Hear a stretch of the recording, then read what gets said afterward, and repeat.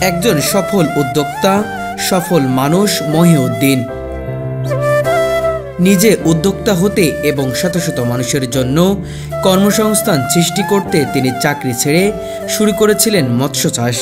সেই মৎস্য চাষই আজ তাকে এনে দিয়েছে অসামান্য সফলতা।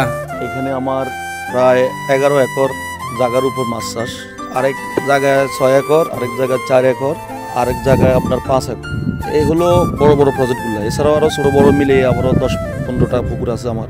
মহিউদ্দিনের মৎস্য চাষের প্রতি আগ্রহ ছিল ছোটবেলা থেকেই। গ্রামে বেড়ে ওঠার কারণে সবসময় তিনি দেখেছেন অনেক জলাশয় পরিত্যক্ত পড়ে আছে, আর মানুষ সেই সম্পদ কাজে লাগাতে পারছে না।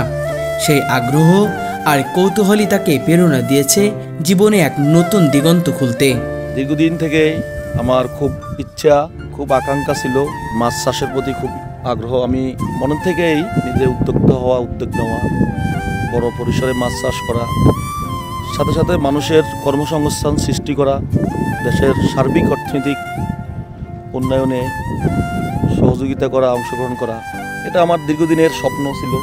সেই স্বপ্ন বাস্তবায়নের লক্ষ্যেই ধীরে ধীরে আস্তে আস্তে আমি আজকে এই পর্যন্ত।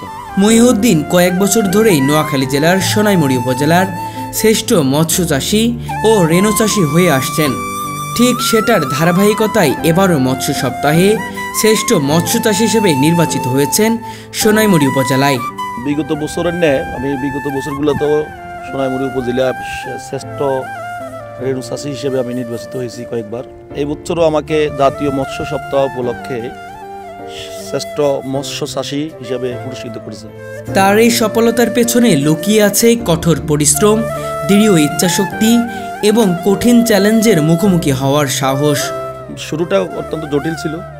আমি শুরু করি প্রায় 6 একর জায়গা নিয়ে, আমার বাবার নিজস্ব সম্পদ 6 একরেরও বেশি জায়গা নিয়ে আমি প্রথম মাছ চাষ শুরু করি। একসময় যেখানে কেউ বিশ্বাসই করত না, আজ সেই স্থানে মহিউদ্দিন শত শত মানুষের আশার আলো হয়ে উঠেছেন।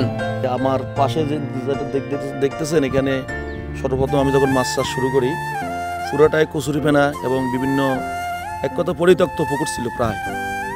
পরে আমি এখান থেকে অনেক কষ্ট করে এগুলো পরিষ্কার করে পানিকে সুন্দর করে পরিষ্কার করে মাছ চাষের উপযোগী করে তুলি। শুধু লেখাপড়া শেষ করে চাকরি করা যে জীবনের সফলতার নিশ্চয়তা দেয় তা তিনি বিশ্বাস করেননি। চাকরি করেও কয়েকদিনের মধ্যে তিনি বুঝলেন নিজের স্বপ্ন বাস্তবায়নের জন্য অন্য পথে পা রাখতে হবে।